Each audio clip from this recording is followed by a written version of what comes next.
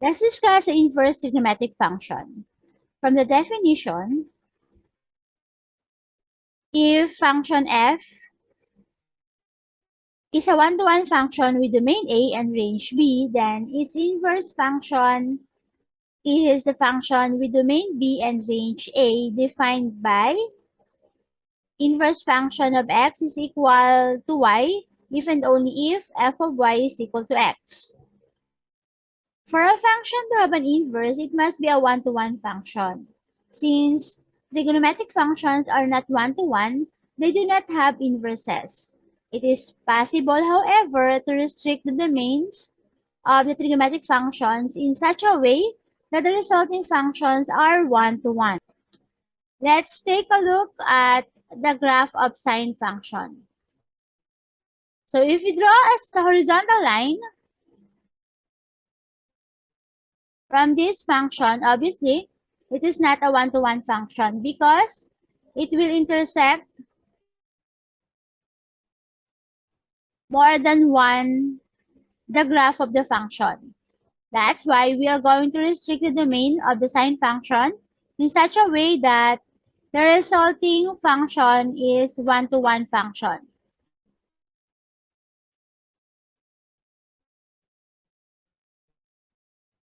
So we are going to cut the domain from negative pi over 2 to pi over 2.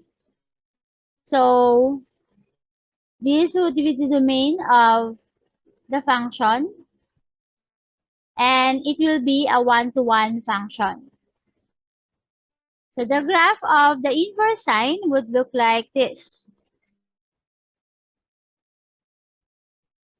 The domain and range. The domain of sine becomes the range and vice versa. This is a summary of the domain and range of each inverse function.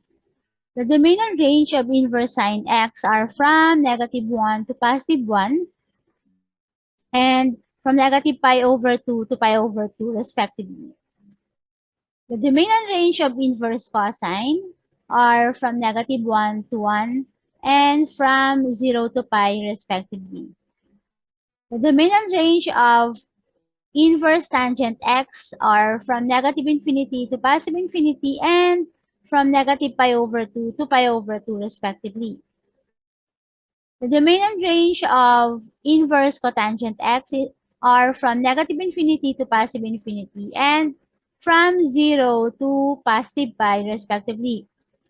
The domain and range of inverse secant x are from negative infinity to 1 included union 1 included to positive infinity and from 0 included to pi over 2 union pi over 2 to pi included respectively. The domain and range of inverse cosecant x are from negative infinity to negative 1 included union 1 included to positive infinity and from negative pi over 2 included to 0 union 0 to pi over 2 included respectively. Find the exact value of arcsine negative square root of 2 over 2. Write your answers in terms of pi. We will use this table, particularly the first one. This means that we need to find the angle from negative pi over 2 to pi over 2 in such a way that sine y